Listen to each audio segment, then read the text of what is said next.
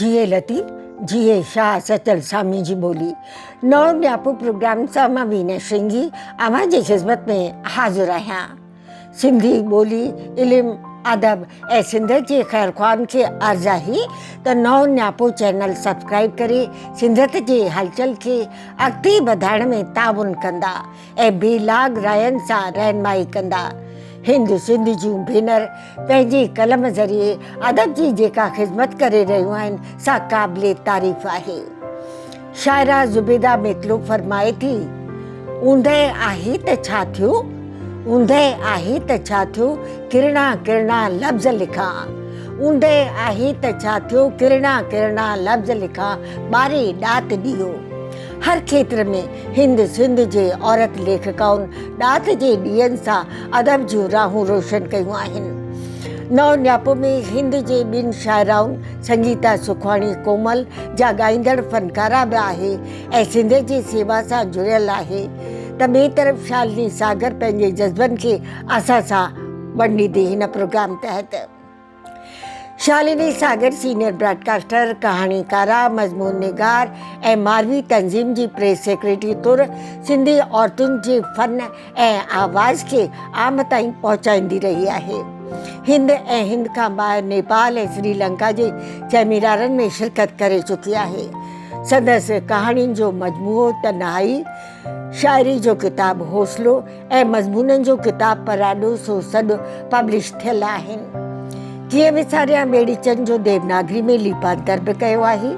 Sindhi academy Delhi, NCPCL ऐं साहित्य academy जे मुख़्तलिफ़ सेमिनारनि में पेपर पेश करे चुकी आहे। शालिनी खे फिक्शन जे किताब ते दिल्ली सिंधी एकेडमी तरफ़ां अवॉर्ड बि अता कयो वियो आहे। नौ न्यापो में साहित्य एकेडमी ऐं मारवी जे ज़ेर सायल मुंबई में वूमन राइटर जे सेमिनार में पंहिंजे अदबी सफ़र दौरान कहिड़ियूं ललकारूं रहियूं तिन खे इज़ारियो आहे। मुंबई वारे सेमिनार जी वीडियो रिकॉर्डिंग खां पहिरीं परवासी पखी उनवान तहत पंहिंजी कविता वंडे रही आहे, जंहिंमें जनम भूमि लाइ वाझाईंदड़ अखियूं ओसीड़ी में रहनि थियूं। शालिनी सागर। प्रवासी पखी।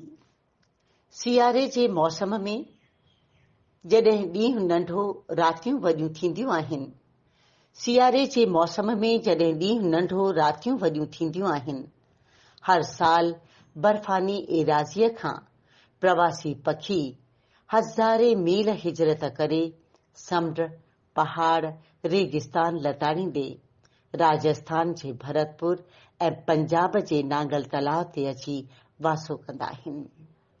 हर साल बर्फानी एराज़ीअ खां प्रवासी पखी हज़ारे मील हिजरत करे समुंड, पहाड़, रेगिस्तान लताड़ींदे राजस्थान जे भरतपुर ऐं पंजाब जे नांगल तलाव ते अची वासो कंदा आहिनि। मौसम बदिलण सां इहे प्रवासी पखीअड़ा पंहिंजनि माॻनि ॾांहुं वरंदा आहिनि। मौसम बदिलण सां इहे प्रवासी पखीअड़ा पंहिंजनि माॻनि ॾांहुं वरंदा आहिनि। पर मां उहो बदकिस्मत इंसान आहियां जेको विरहाङे वक़्तु अबाणा पखा छॾे हिजरत करे हिते आयो आहियां। मुंहिंजूं ॿ उदास अखियूं सिर्फ़ ऐं सिर्फ़ सरहद जे हिन पार खां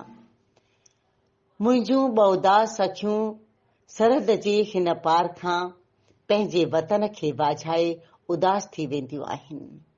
पर मां उहो बदकिस्मत इंसान आहियां जेको विरहाङे वक़्तु अबाणा पखा छॾे हिजरत करे हिते आयो आहियां। मुंहिंजूं ॿ उदास अखियूं सिर्फ़ ऐं सिर्फ़ सरहद जे हिन पार खां पंहिंजे वतन खे वाझाए उदास थी वेंदियूं आहिनि। मूंखां वधीक त ख़ुशनसीब इहे साइबेरियाई पखी आहिनि जेके वापसि वतन वरंदा आहिनि। पर मजबूर इंसान सरहदुनि जे बंदिशुनि में जकड़ियल रहे थो। मूंखां वधीक त ख़ुशनसीब साइबेरियाई पखी आहिनि जेके वतन वापसि वरंदा आहिनि। पर मजबूर इंसान सरहदुनि जे बंदिशुनि में जकड़ियल रहे थो। त किथां शुरूआत कयां? नंढपण में घर जो माहौल ऐं इन जो असर लिखणीअ ते पवण ऐं इन तरफ़ लाड़ो पैदा थियण इहो इन करे थियो जो घर में लिखण पढ़ण जो माहौल हो। नंढे हूंदे अमड़ चवंदी हुई त अख़बार जी हेडलाइन्स ऐं नंढा नंढा न्यूज़ आइटम पढ़ो। ईअं करण सां न सिर्फ़ पढ़ण जी आदत पवंदव पर गॾोगॾु लिखण जो ॾांहुं बि सिखंदा। इहे नंढे हूंदे खां वठी अॼु ॾींहं ताईं पढ़ण जी आदत आहे। आहिस्ते आहिस्ते इहो शौक़ु मैगज़ीन्स में आर्टिकल्स हुजनि या कहाणियूं पढ़ण सां शुरू थियो। कहाणी पढ़ी करे कॾहिं दिलि चवंदी हुई त हीअ कहाणी केतिरी न सुठी कहाणी आहे। नंढियूं नंढियूं आर्टिकल्स ऐं कविताऊं पढ़ी दिलि खे राहत महसूसु थींदी हुई। क़िस्मत सां ऑल इंडिया रेडियो जी नौकरीअ दौरान केतिरनि ई लेखकनि ऐं लेखिकाउनि जी लिखणियुनि ऐं हुननि जे पेशकश जे अंदाज़ खां एतिरो त मुतासिर थियसि जो लिखण जो शौक़ु वियो वधंदो। मुंहिंजे अंदर वारो क्रिएटिव राइटर अञा इज़हार जूं बाहूं तलाश करे रहियो हो, पर वक़्त जे प्रेशर ॼण उन जो दग उछलियो हो। पर ऑल इंडिया रेडियो जे युवाणी प्रोग्राम्स जेके यूथ प्रोग्राम थींदा आहिनि उन में गीतनि भरी कहाणी ऐं गीतनि खे तरतीब ॾेई करे महफ़िल प्रोग्राम कंपेयर करण जी नींढ मिली त मुंहिंजे अंदर जे तख़लीकार कर मोड़णु शुरू कयो। इन तरह सां को बि समाजी मसइलो खणी करे इन खे रचना जो रूप ॾिनो। ईअं मुंहिंजे अंदर जो रचनाकार लिखण जे लाइ राहूं खणींदो रहियो, कॾहिं कंहिं मौज़ूअ खां मुतासिर थी त कॾहिं कंहिंखां। इन्हनि खे पंहिंजी रचनाउनि में शामिल कंदी रहियसि, कॾहिं कहाणीअ जे रूप में त कॾहिं कविता जे रूप में त कॾहिं वरी मज़मूननि जे ज़रिए। हिकु औरत साहित्यकार जी ज़िंदगी चइनि ज़ुमरनि में विरहायल रहे थी। पहिरियों घर ऐं ॿार, ॿियों नौकरी, टियों समाज ऐं चौथों लिखणी यानी कलम। हाणे पहिरें हिसे खे ॾिसूं त मेल डोमिनेटिंग समाज में जिते औरत जी विख विख ते मर्द समाज सां कुल्हो कुल्हे सां मिलाए करे हलण वक़्त बि हूअ कंहिं न कंहिं रूप में रोज़मर्रा जी ज़िंदगीअ में मर्दनि खां पाण खे अलॻि करे नथी सघे, छाकाणि त मर्द हुन जी ज़िंदगीअ में पीउ जे रूप में, शरीक हयात जे रूप में, भाउ जे रूप में ऐं पुट जे रूप में औरत जी ज़िंदगीअ जो अहम हिसो जनम ॾे थी। ईअं आहे त औरत को मर्द खां पुठिते आहे। हुन में सहनशीलता जी अपार सखा आहे। जीअं त औरत करुणा ऐं ममता जो रूप आहे, इन करे का बि रचना लिखण वक़्तु उहो पंहिंजी तरफ़ खां बराबरि इहा कोशिशि कंदी आहे त इन खे हिकु सुहिणो रूप ॾिए। जॾहिं बि कंहिं ख़ासि घटना या वाक़े जो असरु दिलि ते पवंदो आहे त कलम ख़ुदि ब ख़ुदि रफ़्तार पकड़ींदो आहे। अॼु जे समाज में जेके लॼ लुटण वारियूं वारदातूं थियनि थियूं, इन्हनि मसइलनि हर बाज़मीर ज़हन खे धोलियो आहे। औरत जी हैसियत में मूं बि इन्हनि वारदातुनि खे शिदत सां महसूसु कयो। जेसीं ताईं उन वञी कविता जो रूप न वरितो, तेसीं ताईं मुंहिंजे मन खे सुकून कोन मिलियो ऐं ईअं निर्भया उनवान सां कविता लिखियमि। हिकु औरत, हिकु माउ ऐं हिकु लेखिका हुअण जे नाते जॾहिं मां पंहिंजी धीअ खे शादीअ खां पोइ विदा करे रही हुयसि त मुंहिंजे मन जा उद्मा कविता जे रूप में पूंजड़ी नाले जी उनवान वारी कविता जेका आहे उन में उभरी आया हुआ। उन जूं चंद सिटूं मां हिते पेश कंदसि, जंहिंखे देवी नागराणीअ हिंदीअ में बेहद ई ख़ूबसूरत ट्रांसलेशन कई आहे। मुंहिंजूं आलियूं अखियूं उन वलरनि पंहिंजी पूंजड़ीअ खे ॻोल्हण लॻियूं। मुंहिंजूं आलियूं अखियूं उन वलर में पंहिंजी पूंजड़ीअ खे ॻोल्हण लॻियूं। ॻोढ़नि सां भरियल आलियुनि अखियुनि मुंहिंजियुनि अखियुनि ते धुंध जी चादर चाढ़े छॾी। ॻोढ़नि सां भरियल आलियुनि अखियुनि मुंहिंजी अखियुनि ते धुंध जी चादर चाढ़े छॾी ऐं आहिस्ते आहिस्ते उन झुंड में मुंहिंजी पूंजड़ी वञी ॿिए वलर सां रिली मिली वई ऐं आहिस्ते आहिस्ते मुंहिंजी नम अखियुनि खां ओझल थी वई।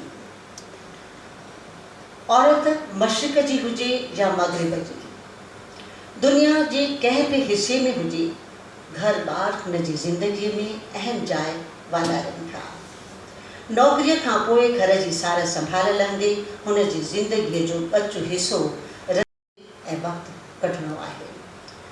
बकौल मशहूर नावल निगार अगस्था क्रिस्टी हुन जो मां हिते कोट पेश करणु चाहींदसि। The best time for planning a book is while you are doing the dishes. यानी किताब लिखण ऐं उन जी प्लानिंग करण जे लाइ बासणनि मलण वारो वक़्तु मुनासिबु आहे। नौ न्यापो में पुणे महाराष्ट्र जी संगीता सुखाणी अमा जी ख़िदमत में 2 कविताऊं पेश करे रही आहे। मुख़्तसिर तारुफ़ ॾियणु चाहींदसि। संदसि कविताऊं ऐं आर्टिकल्स हिंदवासी वीकली में छपजंदियूं रहंदियूं आहिनि। मौसीक़ी सां लगाव रहियो अथसि। संदसि आवाज़ में कलाम बि रिकॉर्ड थियल आहिनि। ॿारनि खे कला ऐं सिंधी ॿोली सेखारण लाइ समर क्लासिस ऐं कई वर्कशॉप बि ऑर्गेनाइज़ कया आहिनि, जंहिंमें वॾी तइदाद में ॿारनि शिरकत बि कई आहे। पहिरीं नारी उनवान तहत पंहिंजी कविता, जंहिंमें नारी जे गूनागून पहलुनि ते रोशनी विधी वई आहे, अचो त संगीता सुखाणी जी इहा शाइरी जो लुत्फ़ माणियूं।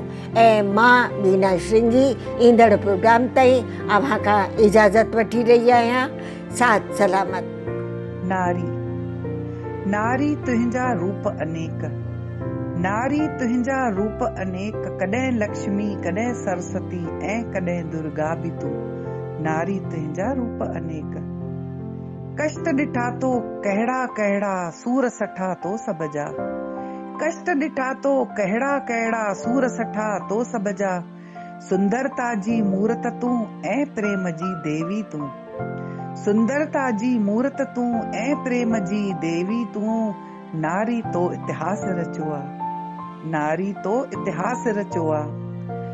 भारत खे ऊंचो बणायो इंदिरा पंहिंजे संघर्ष सां, भारत खे ऊंचो बणायो इंदिरा पंहिंजे संघर्ष सां। अन्नपूर्णा तरला तूं सुरन जी मलिका लता बि तूं, अन्नपूर्णा तरला तूं सुरन जी मलिका लता बि तूं।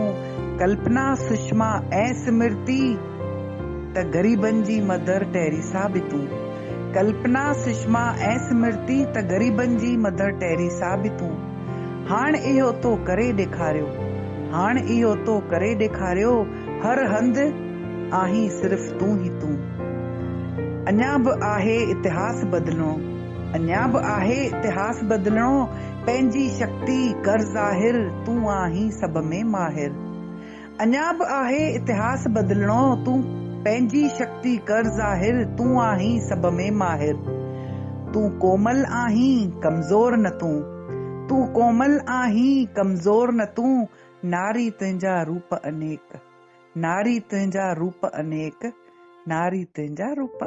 औरत जी कविता खां पोइ हीअ ॿी कविता तव्हां साम्हूं पेश करे रही आहियां। कविता रची वई। खणी कलम हथनि में तलाशियो पए लफ़्ज़नि खे, खणी कलम हथनि में तलाशियो पए लफ़्ज़नि खे। वेठे वेल वधंदी रही कागज़ ते मस कोन आई, खणी कलम हथनि में तलाशियो पए लफ़्ज़नि खे। वेठे वेल वधंदी रही कागज़ ते मस कोन आई। हाण उणतुण वधी वई, हाण उणतुण वधी वई, जो कविता मुंहिंजी कोन ठही। हाण उणतुण वधी वई, जो कविता मुंहिंजी कोन ठही। करे पुकार धणीअ खे, नालो वठी वॾड़नि जो, लिखण जी मूं तयारी कई।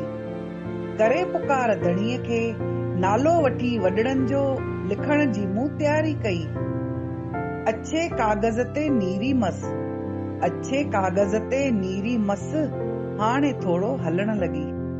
अच्छे कागज़ ते नीरी मस, हाणे थोड़ो हलण लॻी। अखर अखर जुड़ी शब्दनि जी लड़ी ठहण लॻी।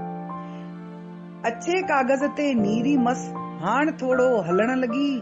अखर अखर जुड़ी शब्दनि जी लड़ी ठहण लॻी।